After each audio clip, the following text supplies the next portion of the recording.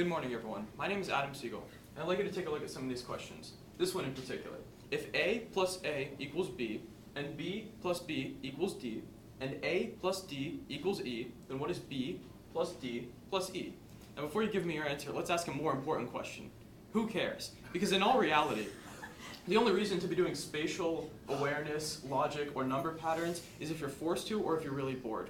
But these questions are generally found on IQ tests. IQ, or intelligence quotient tests, are used to determine one's intelligence. You're asked questions like these and then given a score that correlates to your intelligence relative to others. For example, if you score high, you're seen as highly gifted. If you score low, significantly below average. And as with any standard bell curve, the majority of people are in the middle. And many people subscribe to the interpretation and the belief that success and intelligence are strongly correlated, and that intelligence, obviously, is indicated by IQ tests. But the problem with this is that if someone has a high IQ score, the concept is that if someone has a high IQ score, they're then blessed with the ability to succeed in life, and someone who has a low one is doomed for failure. And since IQ scores are the only accurate way to measure intelligence, we must ask the question, to what extent can an individual control their own intelligence, increasing their intellectual capacity throughout their life? But the problem with the generalization like this is that intelligence is much more complex than people realize. While simply defined as the ability to acquire and apply knowledge and skills, intelligence is much, much more than that. In fact, educational professor Howard Gardner claims that there are 9 types of intelligence. Linguistic intelligence, which refers to how an individual is able to interpret and comprehend language. Spatial intelligence, how someone is able to think 3-dimensionally. Logical mathematical intelligence, how someone is able to compute and perform operations involving logic or mathematics. Intrapersonal intelligence, how someone is able to interact within themselves and understand their own complex thoughts. Bodily kinesthetic intelligence, which is how someone is able to perform physically and do physical acts. Interpersonal intelligence, how someone is with communicating with other people. Existential intelligence, how someone is thinking complex thoughts like why we are alive or what are humans really doing. Musical intelligence, how someone is able to interpret and comprehend music. And naturalist intelligence, how someone is able to understand and comprehend nature. Now with all these definitions, it's clear that intelligence is much more complex, but can it be controlled? Now the way to answer this is that we must look at this loose correlation between IQ, intelligence, and success in life. When graphed, IQ scores and something that's generally perceived as success, net worth, and income show a strong correlation between each other. But with this correlation, that doesn't prove a causality, because in reality, IQ test scores only measure 3 types of the 9 intelligence I listed: spatial intelligence, logical mathematical intelligence, and linguistic intelligence, because the other ones are not easy enough to ask in a test. You can't really get a gauge of how good someone is at bodily kinesthetics when all you're asking is number patterns. And as you see, there is a correlation, but that doesn't really mean that you'll be successful. For example, public speaking is a rather important trait to have in life, and it often leads to success. But no matter how many number patterns I personally could solve or how high my IQ score is, I'm still giving this presentation with a heart rate of 143 and speaking 300 words per minute. So the problem that we see here is that IQ scores aren't necessarily related to success as much as we would initially believe them to be. And this is where the difference is. IQ scores, or IQ tests, measure cognitive ability, but intelligence is chiefly determined by one's perception of surrounding stimulus. In this case, people's brains and how they interpret messages are really what determine intelligence. This can be seen in Joe Hill's article, 3D Pavement Art, where people's perception of stimulus changes the way that they think about things. For example, in this picture, the way that your brain is perceiving this stimulus changes the meaning versus if you just saw it without thinking about what was really going on. And this works with the brain, because with your brain is able to control and change the stimulus that you see and able to perceive things. That's the whole basis of intelligence, because 2 people don't look at the same thing and think the exact same thoughts, which is a reason why there are 9 types of intelligence and not every single person matches with each other. And the brain is much more complex than people realize. And even this is a simplification, because this is more accurate.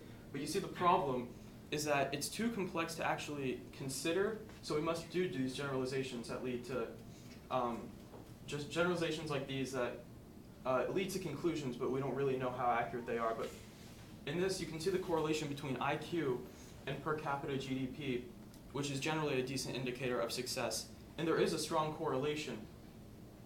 But then we must ask ourselves, how credible is this in fact? Because intelligence is more than just your IQ score. Intelligence often increases when students are highly motivated, independent learners, and when adults provide stimulating activities and a variety of reading materials.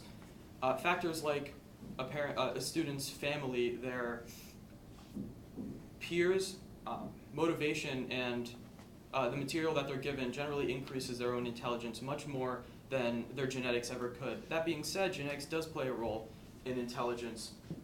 As performed by the Pew Research Center, they found that East Asians have a higher mean IQ score than any other race. But the thing is that this doesn't really matter because there's something called a growth mindset. Growth mindset, in contrast to fixed mindset, growth mindsets are when an individual is faced with a problem and what they decide to do is work hard enough to make sure that they aren't faced with, that they can persist past this problem and not have to worry about finding the solution. A fixed mindset would be someone giving up because they don't think that they can solve it. Growth mindsets also lead to an increase in what's called fluid intelligence. Fluid intelligence is, in contrast to crystallized intelligence, which stays the same and actually increases across time. Fluid intelligence is rather permeable and variable, not constant, because the less you use the fluid part of your mind, the more it decreases. But alternatively, the more you use it, the more it increases, which shows that intelligence can be increased because the more you attempt to do something, the better you get at it. In fact, there are several ways that people can increase their intelligence. It doesn't have to be staring or studying for hours. Meditation is scientifically proven to increase brain size and push humans into optimal brainwave patterns. Now, this isn't the only solution, but the concept here and the main solution to increasing intelligence is that you need to be training, have a growth mindset, and have self-efficacy. Self-efficacy is the concept of self-confidence and your own idea that you are able to persist past any problem that you have. Now, the only issue with this is that some individuals, sadly, have something called learned helplessness, which means that no matter how much they try, they're still not able to believe in themselves enough to improve. They're not able to train themselves because they don't think they can. They don't have a growth mindset because they're fixed. And they don't have self-efficacy because they lack self-confidence and are full of self-doubt. Now, the most basic analogy I can give you is that intelligence is a cup of water, or a glass of water, actually.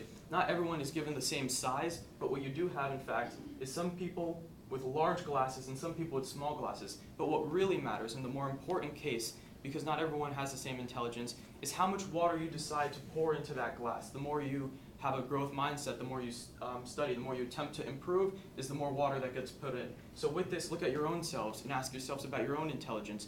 And whether or not you're content with what you have, you need to ask yourselves whether or not you want to pour some more. What questions do you have?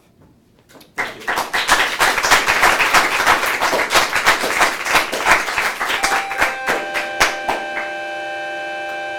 Thank you. I do have two questions for you. I